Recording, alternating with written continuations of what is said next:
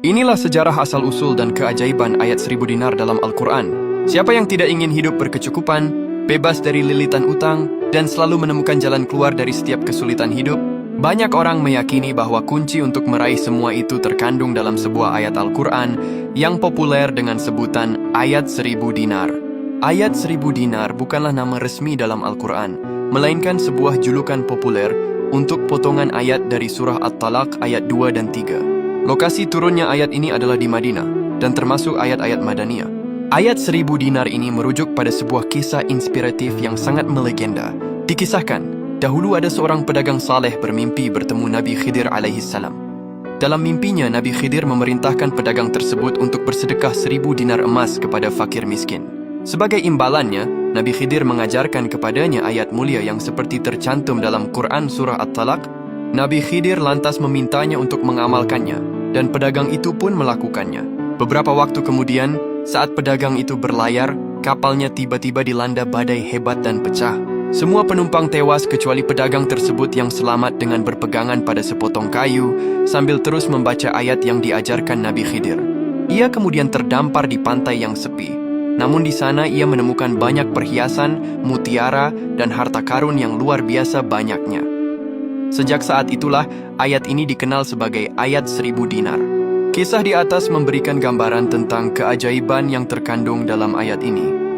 Manfaat utama membaca dan mengamalkan ayat 1000 dinar yang didasarkan pada makna tekstualnya dalam Al-Quran antara lain. Yang pertama, mendapat jalan keluar dari kesulitan, di mana Allah menjanjikan solusi bagi setiap masalah dan kesulitan hidup termasuk himpitan ekonomi. Yang kedua, dilapangkan rezeki dari arah tak terduga.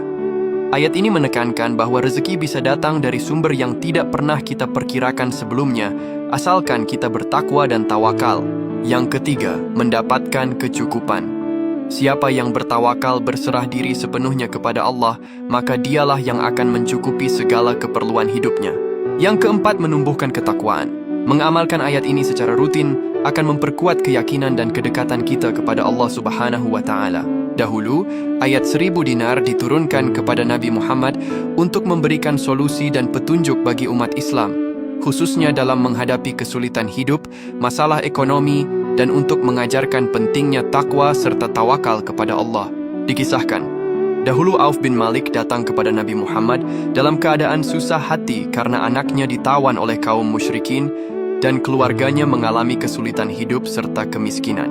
Rasulullah lalu menasihati Auf untuk bersabar, bertakwa kepada Allah, dan memperbanyak doa dengan membaca ayat 1000 dinar ini. Nabi menjanjikan bahwa Allah akan memberikan jalan keluar dari kesulitan yang dihadapinya. Auf bin Malik mengamalkan nasihat tersebut.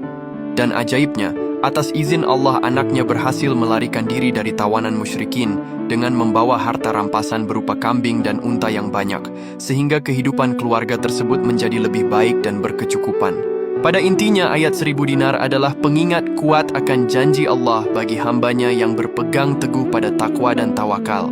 Ini adalah resep spiritual untuk meraih ketenangan hati dan kelapangan rezeki. Ya Allah, semoga kita semua diberi kecukupan rezeki oleh Allah dan dimudahkan dalam segala urusan. Amin.